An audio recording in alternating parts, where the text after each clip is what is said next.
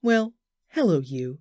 This is The Ransom of Red Chief, written by O. Henry, published in 1907, narrated by C.L. Hinton. It looked like a good thing, but wait till I tell you. We were down south in Alabama, Bill Driscoll and myself, when this kidnapping idea struck us. It was, as Bill afterward expressed it, during a moment of temporary mental apparition. But we didn't find that out till later. There was a town down there as flat as a flannel cake and called Summit, of course. It contained inhabitants of as undeleterious and self-satisfied a class of peasantry as ever clustered around a maypole. Bill and me had a joint capital of about $600, and we needed just $2,000 more to pull off a fraudulent town lot scheme in western Illinois with. We talked it over on the front steps of the hotel. Philoprogenitiveness, says we, is strong in semi-rural communities. Therefore, and for other reasons, a kidnapping project ought to do better there than in the radius of newspapers that send reporters out in plain clothes to stir up talk about such things. We knew that Summit couldn't get after us with anything stronger than constables and maybe some lackadaisical bloodhounds and a diatribe or two in the weekly farmer's budget. So it looked good. We selected for our victim the only child of a prominent citizen named Ebenezer Dorset. The father was respectable and tight, a mortgage fancier, and a stern, upright collection plate passer and forecloser. The kid was a boy of 10 with bas-relief freckles and hair the color of the cover of the magazine you buy at the newsstand when you want to catch a train. Bill and me figured that Ebenezer would melt down for a ransom of $2,000 to a cent. But wait till I tell you. About 2 miles from Summit was a little mountain covered with a dense cedar brake. On the rear elevation of this mountain was a cave. There we stored provisions. One evening after sundown, we drove in a buggy past old Dorset's house. The kid was in the street, throwing rocks at a kitten on the opposite fence. "Hey, little boy," says Bill, "would you like to have a bag of candy and a nice ride?" The boy catches Bill neatly in the eye with a piece of brick. "That will cost the old man an extra $500, says Bill, climbing over the wheel. That boy put up a fight like a welterweight cinnamon bear. But at last we got him down in the bottom of the buggy and drove away. We took him up to the cave, and I hitched the horse in the cedar brake. After dark, I drove the buggy to the little village 3 miles away where we had hired it, and walked back to the mountain. Bill was pasting court plaster over the scratches and bruises on his features. There was a fire burning behind the big rock at the entrance of the cave, and the boy was watching a pot of boiling coffee, with 2 buzzard tail feathers stuck in his red hair. He points a stick at me when I come up and says, "Ha, curse paleface! Do you dare to enter the camp of Red Chief, the terror of the plains?" "He's all right now," says Bill, rolling up his trousers and examining some bruises on his shins. "We're playing Indian. We're making Buffalo Bill's show look like magic lantern views of Palestine in the town hall. I'm Old Hank, the trapper, Red Chief's captive, and I'm to be scalped at daybreak. By Geronimo, that kid can kick hard." Yes, sir, that boy seemed to be having the time of his life. The fun of camping out in a cave had made him forget that he was a captive himself. He immediately christened me Snake Eye, the spy, and announced that when his braves returned from the warpath, I was to be broiled at the stake at the rising of the sun. Then we had supper, and he filled his mouth full of bacon and bread and gravy and began to talk. He made a during dinner speech something like this. "Well, I like this fine. I never camped out before, but I had a pet possum once, and I was 9 last birthday. I hate to go to school. Rats ate up 16 of Jimmy Talbot's Aunt Speckled Hen's eggs. Are there any real Indians in these woods? I want some more gravy. Does the trees moving make the wind blow? We had 5 puppies. What makes your nose so red, Hank? My father has lots of money. Are the stars hot? I whipped Ed Walker twice Saturday. I don't like girls. You dasn't catch toads unless with a string. Do oxen make any noise? Why are oranges round? Have you got beds to sleep on in this cave? Amos Murray has got 6 toes. A parrot can talk, but a monkey or a fish can't. How many does it take to make 12? Every few minutes he would remember that he was a pesky redskin and pick up his stick rifle and tiptoe to the mouth of the cave to rubber for the scouts of the hated paleface. Now and then he would let out a war whoop that made old Hank the trapper shiver. That boy had terrorized Bill from the start. "Red Chief," says I to the kid, "would you like to go home?" "Well, what for?" says he. "Well, I don't have any fun at home. I hate to go to school. I like to camp out. You won't take me back home again, Snake Eye, will you?" "Not right away," says I. "We'll stay here in the cave a while." "All right," says he. "I never had such fun in all my life." We went to bed around 11 o'clock. We spread down some wide blankets and quilts and put Red Chief between us. We weren't afraid he'd run away.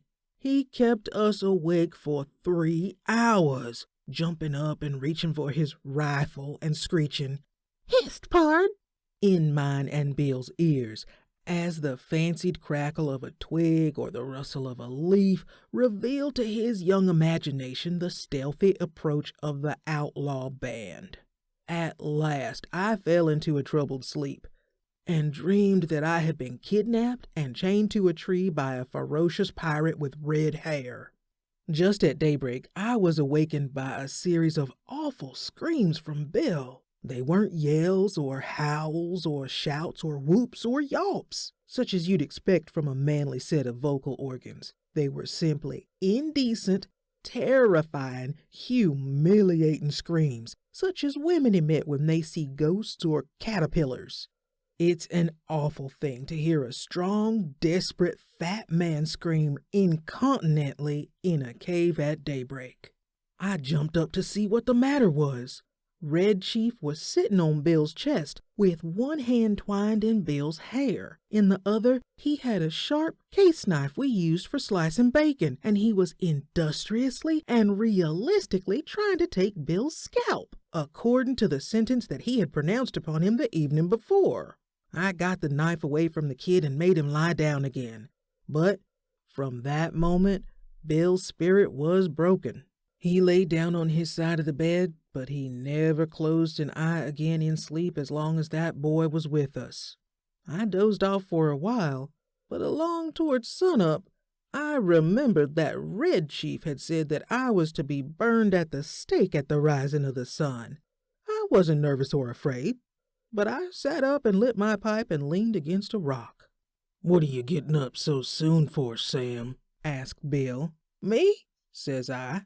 "Oh, I got a kind of pain in my shoulder. I thought sitting up would rest it." "You're a liar," says Bill. "You're afraid. You was to be burned at sunrise, and you was afraid he'd do it. And he would, too, if he could find a match. Ain't it awful, Sam? Do you think anybody will pay out money to get a little imp like that back home?" "Sure," said I. "A rowdy kid like that is just the kind that parents dote on. Now you and the chief get up and cook breakfast, while I go up on the top of this mountain and reconnoiter." I went up on the peak of the little mountain and ran my eye over the contiguous vicinity. Over toward summit, I expected to see the sturdy yeomanry of the village armed with scythes and pitchforks beating the countryside for the dastardly kidnappers. But what I saw was a peaceful landscape dotted with one man plowing with a dun mule. Nobody was dragging the creek. No couriers dashed hither and yon, bringing tidings of no news to the distracted parents. There was a sylvan attitude of somnolent sleepiness pervading that section of the external outward surface of Alabama that lay exposed to my view. Perhaps, says I to myself, it has not yet been discovered that the wolves have borne away the tender lambkin from the fold.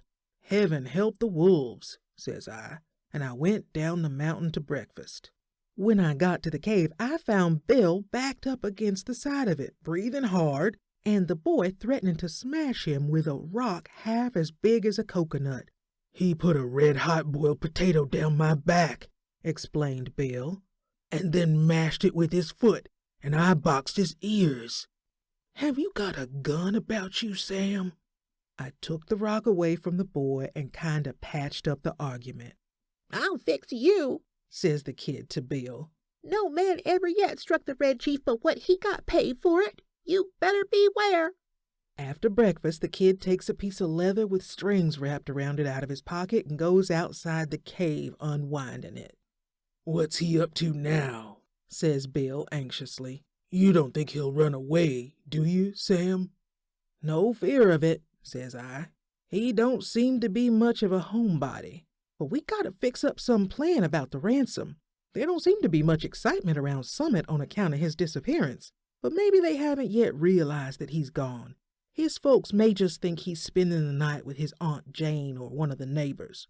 Anyhow, he'll be missed today. Tonight, we must get a message to his father demanding the $2,000 for his return. Just then, we heard a kind of war whoop such as David might have emitted when he knocked out the champion Goliath. It was a sling that Red Chief had pulled out of his pocket, and he was whirling it around his head.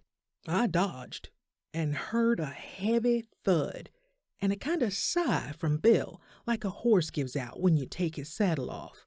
A nickerhead rock the size of an egg had caught Bill just behind his left ear. He loosened himself all over and fell in the fire across the frying pan of hot water for washing the dishes. I dragged him out and poured cold water on his head for half an hour. By and by, Bill sits up and feels behind his ear and says, "Sam, do you know who my favorite biblical character is?" "Take it easy," says I. "You'll come to your senses presently." "King Herod," says he. "You won't go away and leave me here alone, will you, Sam?" I went out and caught that boy and shook him until his freckles rattled. "If you don't behave," says I'll take you straight home. Now, are you going to be good or not?" "I was only funning," says he sullenly. "I didn't mean to hurt old Hank, but what did he hit me for? I'll behave, Snake Eye, if you won't send me home, and if you'll let me play the Black Scout today." "I don't know the game," says I. "That's for you and Mr. Bill to decide. He's your playmate for the day. I'm going away for a while on business. Now, you come in and make friends with him and say you're sorry for hurting him, or home you go at once." I made him and Bill shake hands, and then I took Bill aside and told him I was going to Poplar Cove, a little village 3 miles from the cave, and find out what I could about how the kidnapping had been regarded in Summit. Also, I thought it best to send a peremptory letter to Old Man Dorset that day, demanding the ransom and dictating how it should be paid. "You know, Sam," says Bill, "I've stood by you without batting an eye in earthquakes, fire, and flood, in poker games, dynamite outrages, police raids, train robberies, and cyclones. I never lost my nerve yet, till we kidnapped that 2-legged skyrocket of a kid. He's got me going. You won't leave me long with him, will you, Sam?" "I'll be back sometime this afternoon," says I. "You must keep the boy amused and quiet till I return. And now we'll write the letter to old Dorset." Bill and I got paper and pencil and worked on the letter while Red Chief, with a blanket wrapped around him, strutted up and down guarding the mouth of the cave. Bill begged me tearfully to make the ransom $1,500 instead of $2,000. "I ain't attempting," says he, "to decry the celebrated moral aspect of parental affection, but we're dealing with humans, and it ain't human for anybody to give up $2,000 for that 40-pound chunk of freckled wildcat. I'm willing to take a chance at $1,500. You can charge the difference up to me." So, to relieve Bill, I acceded, and we collaborated a letter that ran this way. Ebenezer Dorset, Esquire. We have your boy concealed in a place far from Summit. It is useless for you or the most skillful detectives to attempt to find him. Absolutely the only terms on which you can have him restored to you are these. We demand $1,500 in large bills for his return, the money to be left at midnight tonight at the same spot and in the same box as your reply, as hereinafter described. If you agree to these terms, send your answer in writing by a solitary messenger tonight at 8:30. After crossing Owl Creek on the road to Poplar Cove, there are 3 large trees about 100 yards apart, close to the fence of the wheat field on the right-hand side. At the bottom of the fence post, opposite the 3rd tree, will be found a small pasteboard box. The messenger will place the answer in this box and return immediately to Summit. If you attempt any treachery or fail to comply with our demand as stated, you will never see your boy again. If you pay the money as demanded, he will be returned to you safe and well within 3 hours. These terms are final, and if you do not accede to them, no further communication will be attempted. 2 desperate men. I addressed this letter to Dorset and put it in my pocket. As I was about to start, the kid comes up to me and says, "Oh, Snake Eye, you said I could play the Black Scout while you was gone." "Play it, of course," says I. "Mr. Bill will play with you. What kind of game is it?" "I'm the Black Scout," says Red Chief. "and I have to ride to the stockade to warn the settlers that the Indians are coming. I'm tired of playing Indian myself. I want to be the Black Scout." "All right," says I. "It sounds harmless to me. I guess Mr. Bill will help you foil the pesky savages." "What am I to do?" asks Bill, looking at the kid suspiciously. "You are the horse," says Black Scout. "Get down on your hands and knees. How can I ride to the stockade without a horse?" "You better keep him interested," said I, "till we get the scheme going. Loosen up." Bill gets down on his all fours, and a look comes in his eye like a rabbit's when you catch it in a trap. "How far is it to the stockade, kid?" he asks in a husky manner of voice. 90 miles, says the Black Scout. "and you had to hump yourself to get there on time. Whoa now." The Black Scout jumps on Bill's back and digs his heels in his side. "For heaven's sake," says Bill. "Hurry back, Sam, as soon as you can. I wish we hadn't made the ransom more than 1,000. Say, you quit kicking me or I'll get up and warm you good." I walked over to Poplar Cove and sat around the post office and store, talking with the chawbacons that came in to trade. One whiskerand says that he hears Summit is all upset on account of Elder Ebenezer Dorset's boy having been lost or stolen. That was all I wanted to know. I bought some smoking tobacco, referred casually to the price of black-eyed peas, posted my letter surreptitiously, and came away. The postmaster said the mail carrier would come by in an hour to take my mail on to Summit. When I got back to the cave, Bill and the boy were not to be found. I explored the vicinity of the cave and risked a yodel or two, but there was no response. So I lighted my pipe and sat down on a mossy bank to await developments. In about half an hour, I heard the bushes rustle, and Bill wobbled out into the little glade in front of the cave. Behind him was the kid, stepping softly like a scout, with a broad grin on his face. Bill stopped, took off his hat, and wiped his face with a red handkerchief. The kid stopped about 8 feet behind him. "Sam," says Bill, "I suppose you'll think I'm a renegade, but I couldn't help it.